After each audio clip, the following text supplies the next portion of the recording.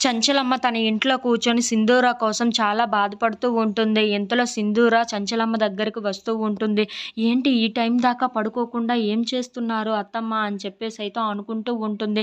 అయినా సరే మళ్ళీ మీ ప్రేమను ఎలా పొందాలో నాకు అర్థం కావటం లేదు. అర్థం కాకే మీతో ఇలా గొడవలు పడుతున్నాను, తగువులు ఆడుతున్నాను అని చెప్పేసైతే అనుకుంటూ ఉంటుంది. ఇంతలో అక్కడ ఉన్న చంచలమ్మ మాత్రం సింధూర కోసం అలా ఆలోచిస్తూ ఉంటుంది.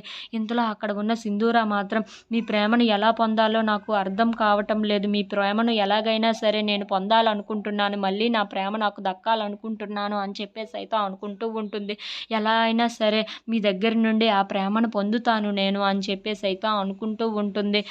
ఇంతలో అక్కడ ఉన్న సింధూర మాత్రం చాలా బాధపడుతూ "అత్తమ్మ, మీ మనసులో ఉన్న నా ప్రేమను బయట పెట్టండి అత్తమ్మ ఎప్పటికైనా" అని చెప్పేసైతే అనుకుంటూ ఉంటుంది. ఇంతలో కేశవ చంచలమ్మ దగ్గరకు వస్తూ ఉంటాడు. "ఏంటి ఈ టైం దాకా ఇంకా పడుకోకుండా ఏం చేస్తున్నావు చంచలమ్మ" అని చెప్పేసైతే అడుగుతూ ఉంటాడు. ఆ మాటలు వినగానే అక్కడ ఉన్న చంచలమ్మ అయితే సింధూర మీద ఉన్న కోపం ఇంకా నాకు తగ్గటం లేదు. తను నాకు చేసిన ద్రోహానికి ఏం చేయాలో కూడా నాకు అర్థం కావటం లేదు అని చెప్పేసైతే అంటూ ఉంటుంది. ఆ మాటలు వినగానే అక్కడ ఉన్న సింధూర అయితే ఒక్కసారిగా షాక్ అయిపోయి ఏంటి అత్తమ్మకి నా మీద ఇంకా కోపం తగ్గలేదా అని చెప్పేసైతే అనుకుంటూ ఉంటుంది. ఇంతలో అక్కడ ఉన్న కేశవ మాత్రం "నువ్వు క్షమించొచ్చు కదా సింధూరాని" అని చెప్పేసైతే చంచలమ్మని అడుగుతూ ఉంటాడు. ఆ మాటలు వినగానే అక్కడ ఉన్న చంచలమ్మ అయితే చాలా కోపంగా అక్కడ ఉన్న కేశవాన్ని చూస్తూ ఉంటుంది.